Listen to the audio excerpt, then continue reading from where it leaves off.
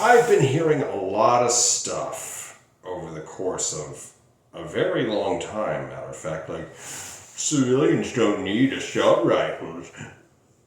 The police will protect us from the evil in the world. That is some bullshit. See, look at what happened at Uvalde, Robb Elementary School. Look at Stoneman Douglas High. Look at Columbine. Look at Pulse Nightclub. All of that stuff. The police have failed with depressing consistency. And the police are very risk adverse in high risk situations like that. Sure, they'll bully people around and shoot people in the back while they're running away, but when they're dealing with somebody who's not afraid to shoot back, they tend to take their time while innocent people die. And not only that, a lot of people say that the police can be there in 5 minutes. 5 minutes is 300 seconds.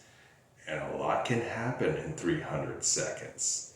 If you don't think it's a long time, if you don't think a second can be a damn long time, put your hand on a hot stove for 1 second. And you'll see a lot can happen. You see, the government wants us to be dependent on them. That's right, the government. The people who do mass shootings, which account for very few deaths overall, target areas that have gun-free zone signs. I mean, schools are a favorite target. Churches are becoming more popular and things like that. Because although granted, a lot of churches that have guns and people are packing, they don't ever get attacked. And when they do, the attack ends very quickly without any assistance from law enforcement. You see, but that's not what this is about, guys. Mass shootings account for so little. See, the government wants to ban military-style rifles because that's what the people will use to rebel against them if they become too tyrannical and overstep the boundaries too much. And there are those of you out there who are saying that there's no way insurgents can beat the United States military or the police force and that the civilians won't stand a chance. Well, guess what? Weren't there these guys called the Taliban, and who were those other guys, the rice farmers? Yeah, the Viet Cong. They took on the United States military, and guess what? They won. Oh, and if you look at history since 1945, the end of World War II, which is when World War II ended, insurgencies have been beating professional militaries pretty damn consistently. Hezbollah managed to beat Israel in Lebanon during the 80s. That war went from 1982 to 2000, if I remember correctly. Also, the Soviets in Afghanistan, the Russians in Chechnya, the French in Algeria, the French in Vietnam, and let's not forget the Chinese in Vietnam in the 70s. As we can see, insurgencies have fought professional militaries and done quite well. There have been a few unsuccessful insurgencies, but generally the insurgency beats the professional military in the end. Anyhow, that's another thing I want to discuss, is that people underestimate their own power and they neglect, and they're counting on the government to protect them. You see, the police have a code called the Blue Shield of Silence, which is basically their version of Omerta.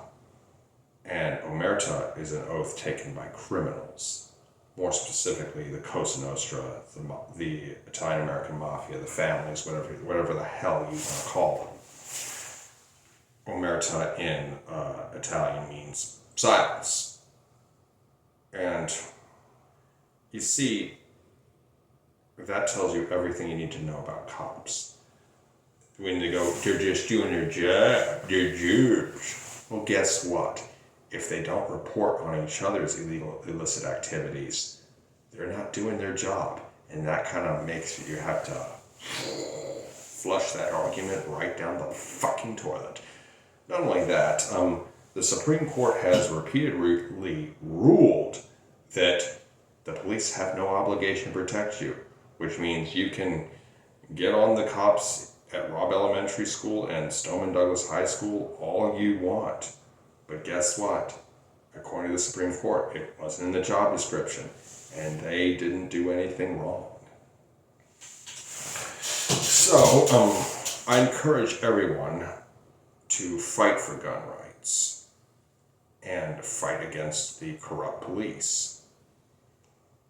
I do not advocate violence. I encourage the opposite. The pen is mightier than the sword, but sometimes the pen fails and you must turn to the sword. And anyway, again, I will not encourage violence. If you're stupid enough to do something like that, you're just going to end up either dead or in prison.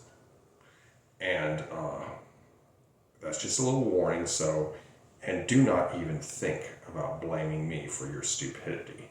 Okay? Anyhow, what the issue is that we live in a society that has brainwashed us for years to hold the police and military in this high regard. And my family is one of them. My immediate family, not so much, but my extended family remains unrepentant thin blue line.